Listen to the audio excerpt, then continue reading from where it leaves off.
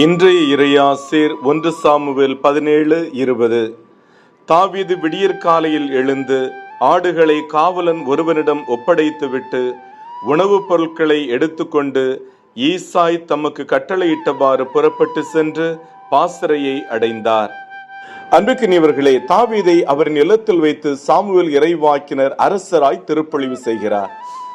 அவருடைய தந்தை அவரை மேய்ச்சல் நிலத்திலிருந்து அழைத்து வந்திருந்தார்.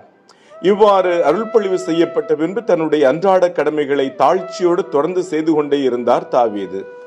நான் அரசராக திருப்பொழிவு செய்யப்பட்டது என்று கூறி தன்னுடைய இல்லத்தில் ஒரு அரியணை அமைத்தவர் அமரவில்லை. மாறாக தன்னுடைய ஆடுகளை மேய்க்கும் தொழிலை செய்து கொண்டே இருந்தார். தனது அண்ணன்களுக்கு தேவையான உணவை தன் தந்தையுடைய கட்டளை ஏற்று போர்க்களம் எடுத்து சென்றார். தன்னை அவர் தாழ்த்தினார். தாவீது தன்னை தாழ்த்தி அந்த இடத்திலேயே கடவுள் அவரை கோலியாத்தை வெல்லச் செய்து உயர்த்தினார். மொத்த இஸ்ரேலரும் தாவீதை புகழச் செய்தார். ஜெபிப்போமா. அன்பிறைவா, தாவீதை போல தாழ்ச்சி என்னும் மேன்மையான நற்குணத்தை எனதாக்க அருள் புரியும். ஆமேன். எல்லாம் வல்ல இறைவன், தந்தை, மகன், தூய ஆவியானவர் இந்த நாள் முழுவதும் உங்களை ஆசிர்வதித்து பாதுகாத்து வழி நடத்துவாராக. ஆமேன்.